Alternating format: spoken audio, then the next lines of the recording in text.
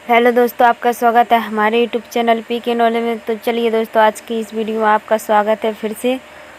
और हम देखने वाले हैं वीडियो में भोज बीए सेकंड ईयर असाइनमेंट 2022, जो आपका सब्जेक्ट पॉलिटिकल साइंस राजनीतिक विज्ञान का पेपर है, जो फर्स्ट पेपर है आपका।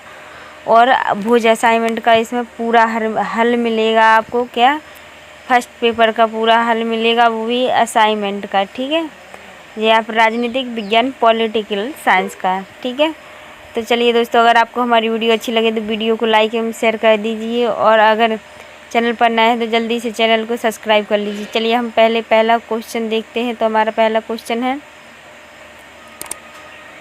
यहाँ पर नोट पढ़िए कि नोट पढ़ना का है। प्रश्न क्रमांक 1 से 5 तक के सभी प्रश्न लघु उत्तरीय प्रश्न हैं। तो प्रत्येक प्रश्न के लिए 2 अंक निर्धारित हैं। ठीक है, तो हम यहाँ पर पहला प्रश्न देखते हैं। तो यहाँ पहला प्रश्न है, प्राचीन भारतीय राजनीतिक चिंतन की किन्हीं 4 विशेषताओं का वर्णन कीजिए। तो हम पहले 4 विशेषताओं का वर्णन करेंगे। तो देखिए, प्राचीन भारतीय राजनीतिक विज्ञान की प्रमुख विशेषताओं की विवेचना कीजिए। तो ये है हमारा। तो पहले हम यहाँ पर इसकी मतलब भारतीय राजनीतिक विज्ञान के बारे में पढ़ेंगे। यहाँ पर देखिए, संभवतः प्राचीन भारतीय राजनीतिक चिंतन के संबंध में ही पश्चात राजनीति शास्त्री अर्जेंट बारकर ने यह टिप्पणी की थी कि प्राचीन भारतीय राजनीतिक विज्ञान चिंतन की दृष्टि से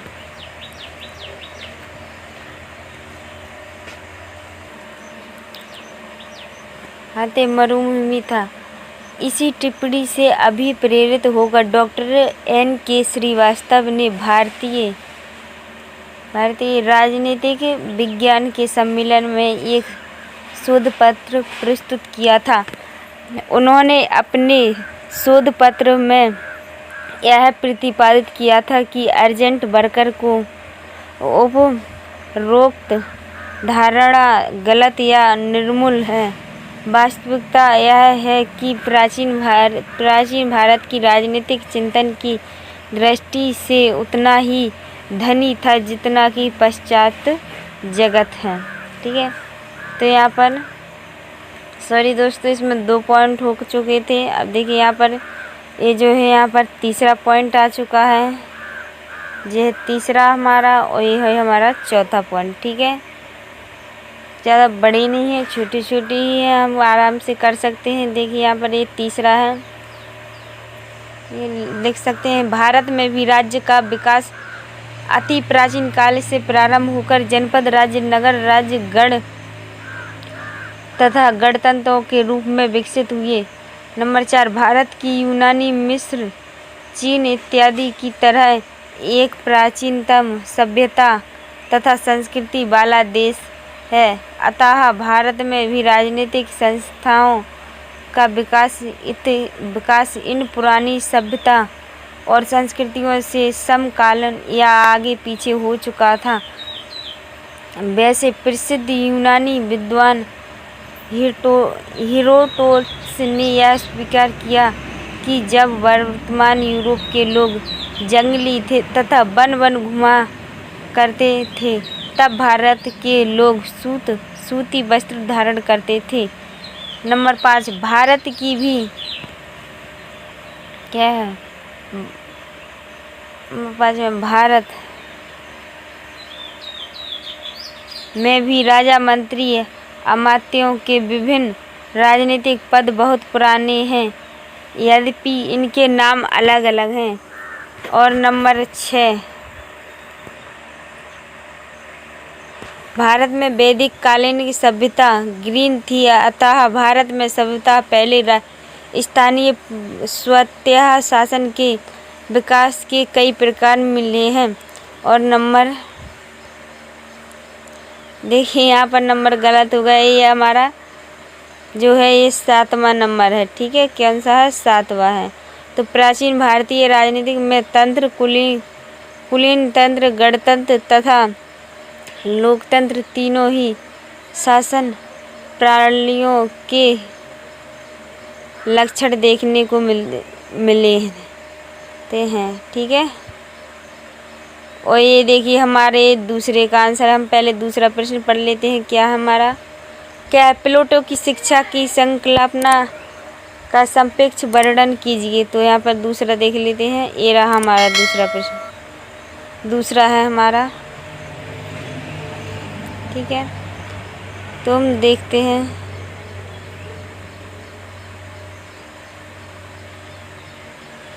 यद्यपि प्लेटो एक शिक्षा शास्त्री नहीं था, परंतु उसका उद्देश्य एक आदर्श राज्य की स्थापना करना था। शिक्षा का वर्णन प्लेटो ने अपने प्रसिद्ध ग्रंथ रिपब्लिक में अपने आदर्श राज्य की स्थापना के एक सकारात्मक साधन के रूप में किया। उसका उद्देश्य अपने आदर्श राज्य की स्थापना के लिए एक ऐसी शिक्षा की व्यवस्था करना था जिससे ऐसे राज्य में रहने वाला मानव एक श्रेष्ठ मानव बन सके और अपनी योग्यता अनुसार राज्य व समाज की उन्नति में योग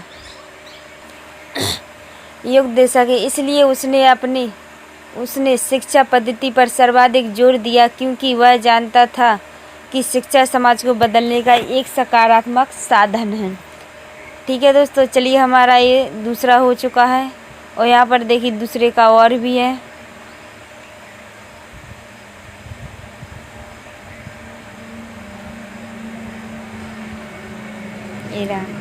प्लेटो का शिक्षा सिद्धांत, उसमें शिक्षा सिद्धांत, तो यहाँ पर देखिए शिक्षा सिद्धांत को पढ़ेंगे।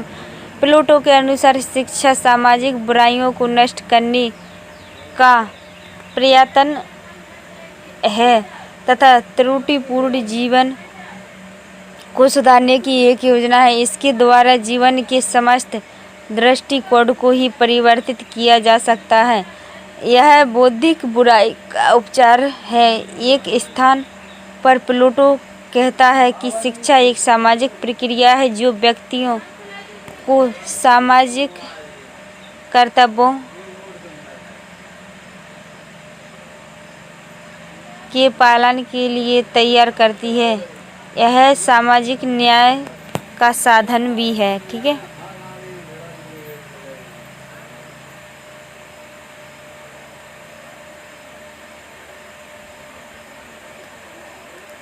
देखिए यहाँ पर तीसरा एग्री, मैकियावेली को अपने समय का शिशु कहा जाता था, टिप्पणी लिखिए।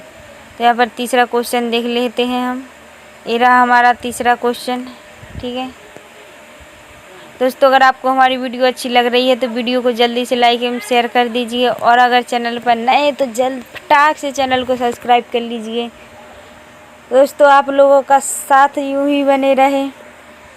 तो यहाँ पर देखिए मैकियावेली अपने युग का शिशु था, व्याख्या कीजिए। तो यहाँ पर देख सकते हैं आप, वीडियो को रोक कर लिख सकते हैं, अच्छे काफ़ी साफ दिखाई दे रहे हैं। ठीक है, चलिए हम अब चौथा प्रश्न पढ़ते हैं। हमारा चौथा प्रश्न क्या है? चौथा प्रश्न ये रहा। चलो, कार्ल मार्क्स के वर्ग संघर्ष के सिद्धांत को समझाइए। तो हम यहाँ पर कार्ल मार्क्स के सिद्धांत को देख सकते हैं। तीसरा हो गया, ये रहा हमारा चौथा। यह पहले प्रस्तावना है। ठीक है, तो प्रस्तावना पढ़े। प्रस्तावना, कार्ल मार्क्स 19वीं शताब्दी में जन्मा एक महान समाजवादी क्रांतिकारी, साम्यवाद का प्रणेता तथा साम्यवादियों का महिषा राजनीतिक विचारक था। उसको महान वैज्ञानिक समाजवादी कहा जाता है। उसके क्रांतिकारी वैज्ञानिक समाजवाद ने 19वीं तथा 20वीं शताब्दी के राजनीतिक विचारिक जगत को सर्वाधिक प्रस्तावित किया है। वह सर्वहारा वर्ग का महिषा तथा 1917 में सर्वप्रथम हुई बोल्शेविक क्रांति का प्रमुख प्रेरणा स्रोत तथा लेनिन, स्टालिन, माओ, चे गुएवारा, फिदेल कास्त्रो का मानस पिता एवं एक ऐसा राजनीतिक विचारात्मक हुआ है जिसकी धारक समस्त पूंजीवादी समाज आज तक मानता है। ठीक है, और ये इसका वर्ग का सिद्धांत है। ठीक है, तो यहाँ सिद्धांत देख लीजिए आप अच्छे से, देखिए, और आप आराम से लिख सकते हैं सिद्धांत को, वीडियो को रोक कर लिख लीजिए। ठीक है दोस्तों ये देखिए हमारा 5वां है। तो पहले 5वां प्रश्न पढ़ लेते हैं। क्या है? स्वराज पर गांधी के विचारों का वर्णन। तो यहाँ पर पढ़ते हैं। चौथा हमारा ये रहा हमारा 5वां। ठीक है, तो यहाँ पर देखिए गांधी जी सिद्धांततः राज्य के अस्तित्व के विरुद्ध होने पर भी गांधी जी वर्तमान परिस्थितियों में राज्य को समाप्त करने के पक्ष में नहीं थे। उनका विचार था कि वर्तमान समय में मानव जीवन इतना पूर्ण नहीं है कि वह स्वयं संचालित हो सके, इसलिए अपनी समाज में राज्य और राजनीतिक शक्ति की आवश्यकता है। लेकिन इसके साथ ही उनका विचार है कि राज्य का कार्य क्षेत्र न्यूनतम होना चाहिए। इसलिए गांधी जी के राज्य संबंधी विचारों को, और देखिए उसका ये सिद्धांत है, यहाँ पर देख लीजिए। ठीक है, सिद्धांत अराजकतावादी परंतु व्यवहार में व्यक्तिवाद कहा जा सकता है। वे एक अहिंसात्मक राज्य के पक्षधर थे जिसकी निम्नलिखित विशेषता है। नंबर 1, सत्ता का विकेंद्रीयकरण या पंचायती राज। नंबर 2, राज्य का न्यूनतम कार्य क्षेत्र। नंबर 3, राज्य की संप्रभुता के अस्टेंडनवाद का विरुद्ध। उनका मत था कि यदि राज्य जनता के हितों के विरुद्ध में है तो उसे सविनय अवज्ञा सिद्धांत के अंतर्गत नियंत्रित किया जा सकता है। ठीक है, चलिए दोस्तों, इसी के साथ हमारी वीडियो होती है प्रश्न होते हैं ख़त्म, और मिलते हैं अगली वीडियो में। जब तक के लिए दोस्त वीडियो देखने के लिए धन्यवाद, और हमारा तहे दिल से आपके लिए नमस्कार। और अगर वीडियो पर नए हैं, चैनल पर नए हैं, तो चैनल को जल्दी से सब्सक्राइब कर लीजिए और जल्दी से जल्दी शेयर कर दीजिए, ताकि सभी दोस्तों के पास सही प्रश्न का आंसर पहुंच सके। ठीक है, चलिए दोस्तों, मिलते हैं अगली वीडियो में।